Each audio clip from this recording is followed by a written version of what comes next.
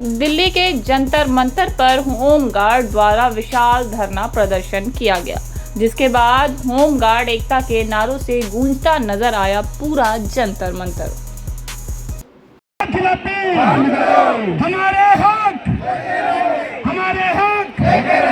देखिए, वर्षों से होमगार्ड जवानों का शोषण किया जा रहा है। 75 साल पहले जो अंग्रेजों के टाइम पर जो कानून बनाया गया था, वो काला कानून आज तक होमगार्ड पर थोपा गया है।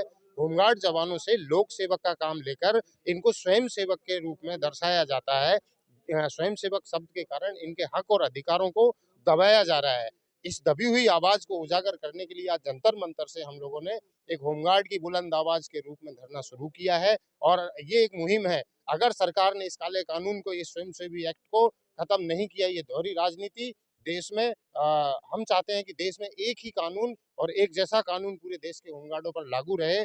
जैसा वन नेशन वन इलेक्शन, इस तरह की कई योजनाएं जब सरकार ला रही है, तो फिर पूरे देश की होमगार्ड को एक जैसा क्यों नहीं किया जाए। इन सब मुद्दों को लेकर आज जंतर मंतर पर हम लोगों ने हमारी आवाज को उठाने का ये काम किया है। आगे यदि हमारी मांगों को नहीं सुना जाता है, तो देश में ये होमगार्ड जवान सड़कों पर नजर आएगा। उनके नाम से यहाँ से ज्ञापन दिया गया है और इससे पहले भी हम गृह मंत्रालय में ज्ञापन दे चुके हैं, सांसदों को ज्ञापन दे चुके हैं। पूरे देश में लगभग सभी सांसदों तक हमने क्षेत्रीय जवानों के थ्रू ज्ञापन भी पहुंचाए थे। इस पे जब संसद में कोई आवाज नहीं उठी, सांसद भी हमारी आवाज को आगे तक नहीं ले जाना चाह रहे, तो इस कारण से हो सकता है मोदी जी का दबदबा है, डरते हो सकता है उनके सामने नहीं बोल सकते हों, लेकिन हम एक जवान है, आम जनता के रूप में जाने जाते हैं, वोट हम भी देते हैं, बोलना हमारा अधिकार है। इसलिए आज एकत्रित होकर हमने जंतर मंतर से हमारी आवाज को बुलंद किया है।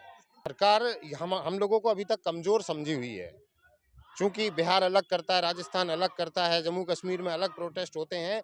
आज शुरुआत एक नेशनल मंच के थ्रू की गई है और आने वाले समय में देश में 7 लाख होमगार्ड हैं और मैं कहता हूं कि अगर देश में 7 लाख होमगार्डों ने अगर अपनी जैसे पेन डाउन हड़ताल होती, इस तरह से हड़ताल भी कर दी, तो कानून व्यवस्था चरमरा जाएगी, क्योंकि पुलिस की रीढ़ की हड्डी कहलाते हैं होमगार्ड। उनका सम्मान तो बहुत दूर की बात है, महिलाओं का शोषण किया जाता है। ऐसी कई चीजें हमने हमारे राज्य स्तर पर उजागर की हैं। अब देश स्तर पर जब हम लड़ाई लड़ने के लिए आगे आए हैं, तो आगे आपको देखने को मिलेगा, हम ऐसे ऐसे बड़े मुद्दे निकाल कर देंगे कि जिससे ये शोषणकारी नीतियों का दमन किया होगा।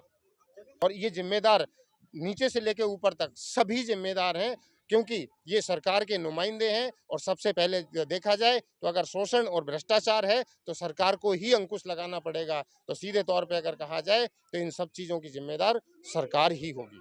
देश से इस होमगार्ड की मुहिम में पूरे देश से लोग आए हुए हैं और उन्हें देखकर बहुत अच्छा लगा, क्योंकि वो सभी लोग जो है देश के कोने कोने से आए हैं। कुछ असम से लोग आए हैं और कुछ बिहार से आए हैं, कुछ यूपी से आए हैं, कुछ कश्मीर से भी आए हैं। तो पूरे देश से आए हुए इन प्रतिनिधियों का मैं तहे दिल से स्वागत करता हूं और ये उम्मीद करता हूं कि ये लोग होमगार्ड की इस मुहिम को आगे बढ़ाएंगे, अपने अपने क्षेत्रों में जा करके लोगों को बताएंगे कि एकता में बल है और ये सब लोग एक साथ होकर के एक मंच पे इस होमगार्ड की लड़ाई को आगे बढ़ाएंगे। हमारी ओर से इनको पूरा सहयोग मिलेगा। ये अपनी सारी समस्याओं को लिख करके मुझे दें, जो प्रोविज़न है उसके, जो कानून में जो भी चीज़ें हैं, प्रावधान हैं, वो सारे मैं देखूंगा और उसके बाद इनकी जो भी मदद हो पाएगी वो मैं करूंगा कानूनी रूप से।